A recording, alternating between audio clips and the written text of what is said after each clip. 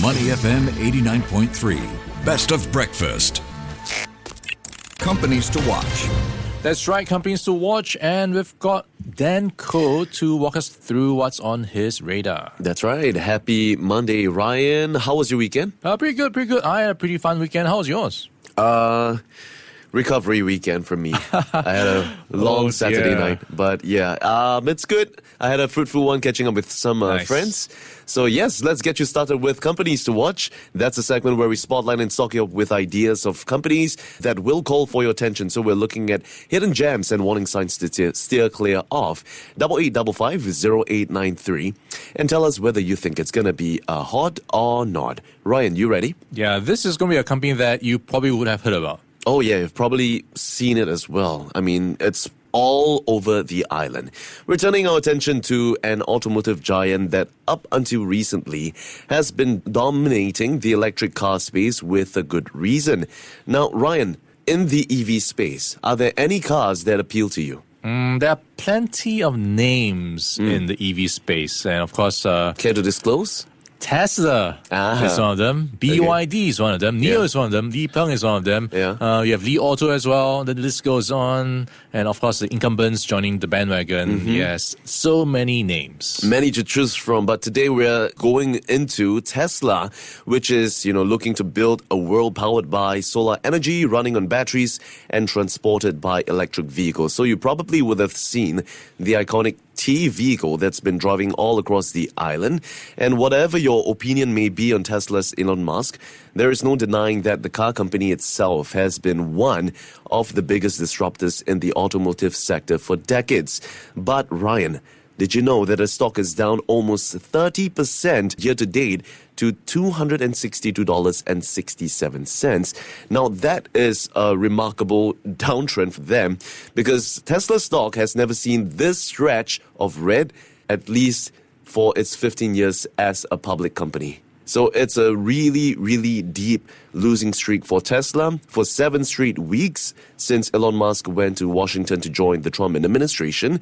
The shares of his automaker have declined consistently since November. So the stock peaked at about, $480 on December 17th. But since then, Tesla has lost well over $800 billion in market capitalization. And it's also pushed the market capitalization below the $1 trillion mark for the first time since November. At the same time, we're also seeing Tesla's vehicle sales experiencing a significant setback over in Europe, where the overall electric vehicle market grew by 37% in January.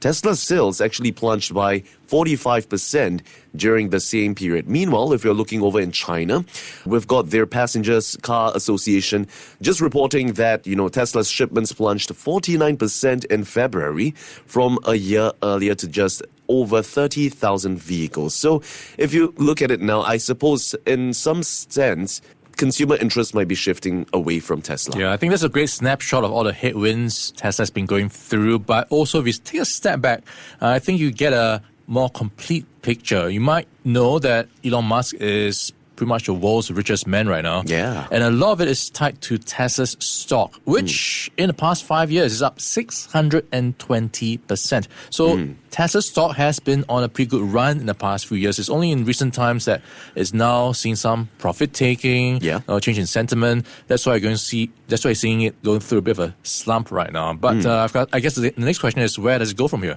Yeah, where does it go from here? Because I think at least as you compare this stock to different companies out there with different offerings, especially from the likes of BYD, we're seeing very, very stiff competition, at least in the context of Tesla's vehicle sales and its shares in the market. And then again, much of the criticism that we're seeing centers on Musk's political activities, his close association with President Donald Trump, and his leadership in the Department of Government Efficiency.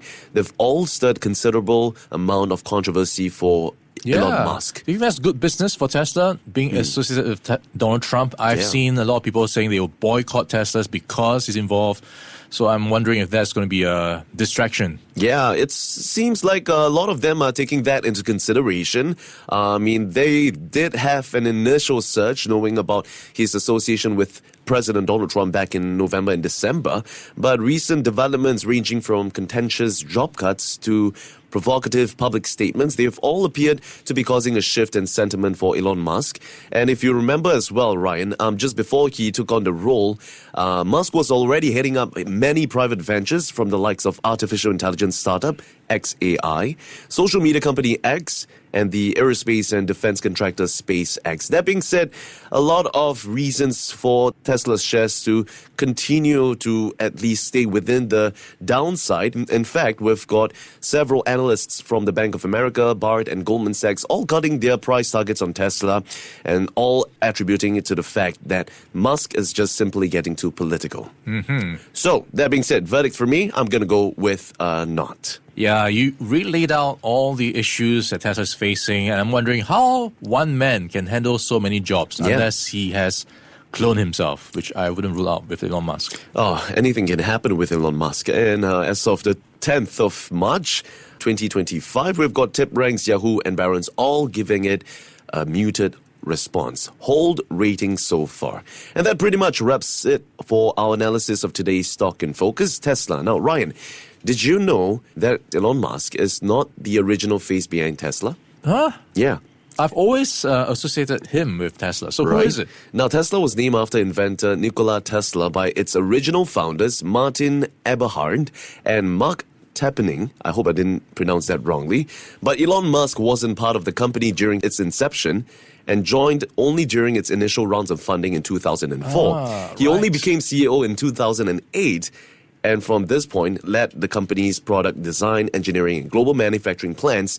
And that's why you would assume he was the guy behind it all. Yeah. Interesting. I always thought he was the guy who started Tesla. Right. Now, what will Tesla name their electric lawn mower? Right? The Tesla mower. No, the Elon. Okay. New Teslas don't come with a new car smell. What kind of smell do they come with? You know this one. This is easy. The E-smell. No. It comes with an Elon Musk. Right. I should have seen that coming. And that's all we have for Tesla. Before acting on the information on Money FM, please consider if it's suitable for your own investment objectives, financial situation, and risk tolerance. To listen to more great interviews, download our podcasts at audio.sg or download the audio app. That's AWEDIO, audio at the App Store and Google Play.